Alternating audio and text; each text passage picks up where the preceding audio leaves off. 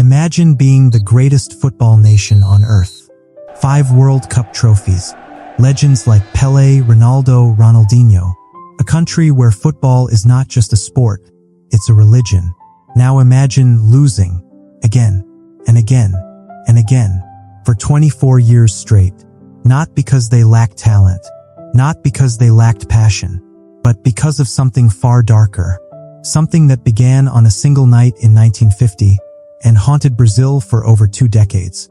This is the story of the Maracanazo and the curse it left behind. To understand the curse, you have to understand what 1950 meant to Brazil. They were hosting the World Cup on home soil. They had built the Maracana, the largest football stadium ever constructed at that time. 200,000 people packed inside on the final day. Brazil needed just 1 point against Uruguay to become world champions. 1 single point. The whole nation had already started celebrating. Newspapers had already printed the headline, "Brazil World Champions." Streets were decorated. Fireworks were ready. The players were told before the match, "You are already champions. Just go out there and confirm it." That single sentence may have been the most costly mistake in football history. Brazil scored first. The stadium erupted. 200,000 people shaking the earth beneath their feet. But then silence. Uruguay equalized, then scored again. Final score, Uruguay 2, Brazil 1. The stadium went completely silent. Players collapsed on the pitch. Fans wept in the stands. Some people fainted. Others simply refused to leave. One Brazilian player, Barbosa, the goalkeeper, never recovered. He was blamed by an entire nation for letting in that second goal. For the rest of his life, strangers would point at him on the street and say, "You are the man who made Brazil cry." He died in 2000, alone, heartbroken, still carrying that weight. But what happened next was even more haunting. Brazil won in 1958, then 1962, then 1970 with arguably the greatest team ever assembled. Pelé, Jairzinho, Tostão, Rivellino. The world thought Brazil would dominate forever.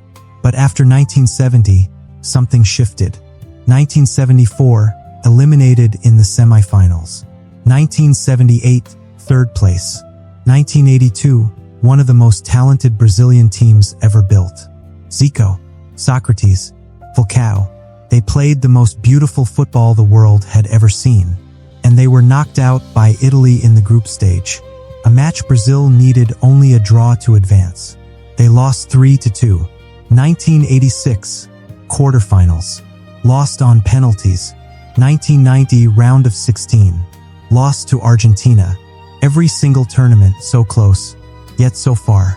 The ghost of the Maracanazo was following them. Then came 1994.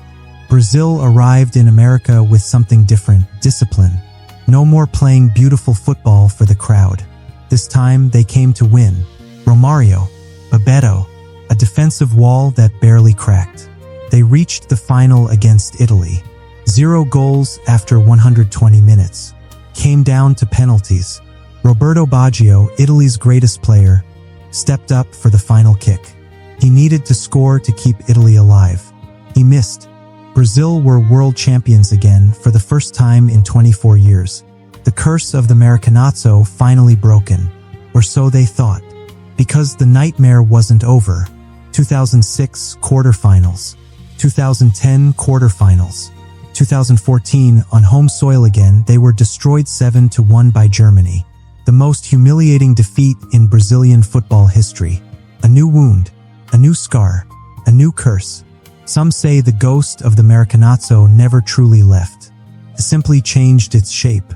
Brazil has not won the World Cup since 1994. That is now over 30 years of waiting. The most talented football nation on earth. Still searching for glory.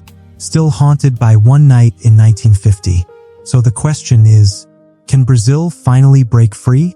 Or is the curse still watching? Drop your answer in the comments below. And if you want more untold football stories like this, subscribe to SketchKick, because the game never lies.